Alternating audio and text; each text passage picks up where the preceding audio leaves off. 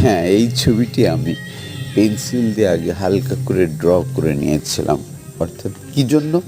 যেহেতু আমাকে বলা হয়েছিল 11 লাইন ড্রয়িং, 11টি দাগ ব্যবহার করে ড্রয়িং করার। তা একটা আমি আমার অভিজ্ঞতা এবং দক্ষতাকে কাজে লাগিয়ে কনফিডেন্সটাকে গ্রো করার জন্যই আমি এইভাবে প্রথমটা পেন্সিল দিয়ে এঁকে নিয়েছিলাম, পরে কলম দিয়ে এঁকেছি আর ভিডিও করেছি।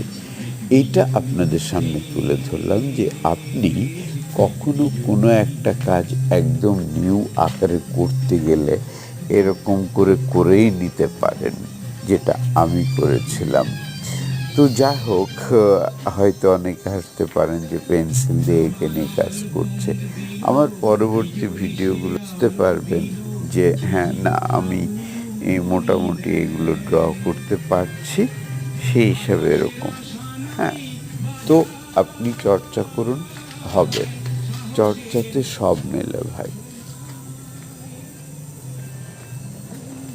একদম পারফেক্টলি হয়ে যাবে। ইচ্ছা খুশি এখানে আর্টিস্ট পুরোপুরি স্বাধীনতা পাবে।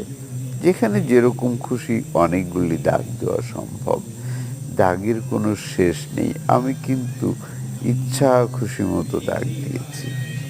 আমার খুব ভালো লাগে ইচ্ছা খুশি মতো দাগ দিতে।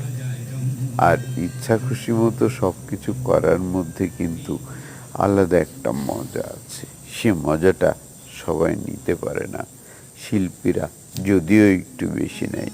তো আপনিও শিল্পী হয়ে উঠুন। ধন্যবাদ সবাইকে।